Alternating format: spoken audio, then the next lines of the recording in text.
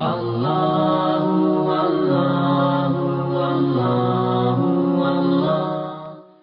آئیے چوتھی اور آخری بات سن لیجیے، یہ صرف زیارت کے حوالے سے، اور وہ یہ ہے کہ زیارت پہ ایک نماز اور بہت اہم، اب نہ اس کا اولاد سے تعلق ہے، نہ اس کا والدین سے تعلق ہے، نہ اس کا مرحوم رشتہ داروں سے تعلق، یہ ایک حق امام ہے۔ والدین کا حق پہچانا آپ نے، اولاد کا حق پہچانا آپ نے، اپنے تمام مرحوم رشتہ داروں کا حق پہچانا، ایک حق امام بھی قرار دیا گیا۔ امام کا بھی ایک حق ہے کہ ان کے لیے 2 رکعت نماز پڑھو۔ اچھا، اب امام کے لیے بہت ساری نمازیں ہیں، مفاتیح الجناح میں دیکھ لیجیے، ہر معصوم کے لیے ایک الگ نماز ہے، ان کو ہدیہ کریں، لیکن خاص سفر زیارت میں، زیارت والی نماز نہیں، وہ تو آپ یہاں بھی پڑھتے ہوں گے،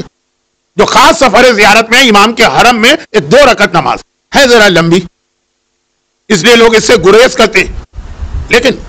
سنت نماز ہے، آئی فون ہاتھ میں لے کے، قرآن ہاتھ میں لے کے بھی آپ پڑھ سکتے ہیں، بیٹھے بیٹھے بھی پڑھ سکتے ہیں۔ تو خلاصہ یہ کہ 2 رکعت، اور اس 2 رکعت نماز کے حوالے سے پہلے ایک عجیب جملہ سن، عجیب نہیں، کل کی مجلس میں آ چکا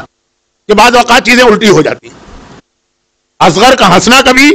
حسین کی کامیابی بنتا ہے، اور سکینہ کا رونا کبھی کامیابی بنتا ہے۔ وہ جو کل جملہ آیا تھا اس میں پھر میں نے 2-3 مثالیں اور دی تھی،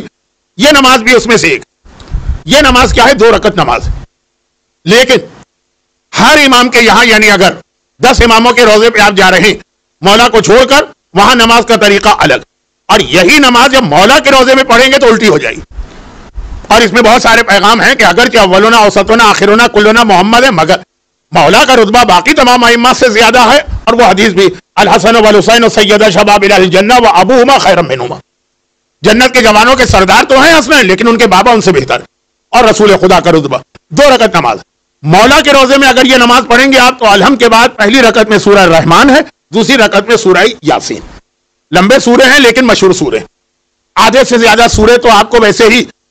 کانوں میں پڑے ہوئے ہیں، اور بالکل آیت شروع ہوگی تو آیت آپ کو یاد نہ ہو لیکن اندازہ ہو جائے گا کہ اب کیا کہا جا رہا ہے، اب کیا کہا جا رہا ہے۔ سورہ رحمان جو سورہ قمر کے بعد ہے، وہ سورہ قمر جس کا ایک لفظ دعا امام زمانہ میں ہے، اور ایک لفظ زیارت عاشورہ کے بعد جو سجدے میں آپ پڑھتے ہیں اس میں۔ مولا کے روزے میں یہ 2 رکعت نماز، یہ حق امام، حق والدین سنا، حق رشتہ دار سنا، حق اولاد سنا، نمازوں کے حوالے سے، سارے حقوق نہیں بتا رہا ہوں، لیکن زیارت کو ذہن میں رکھتے ہوئے نمازوں کے حوالے سے حق امام۔ باقی جو 3 نمازیں آپ کو بتائی گئی وہ ضرورت نہیں ہے کہ خالی کربلا نجف میں پڑھی جائیں، وہ شارجہ میں بھی پڑھی جائیں گی، یہ والی نماز روزے کی نماز جس امام کے حرم میں ہے۔ بہت کم لوگوں کو میں نے یہ نماز پڑھتے دیکھا، لیکن ہیں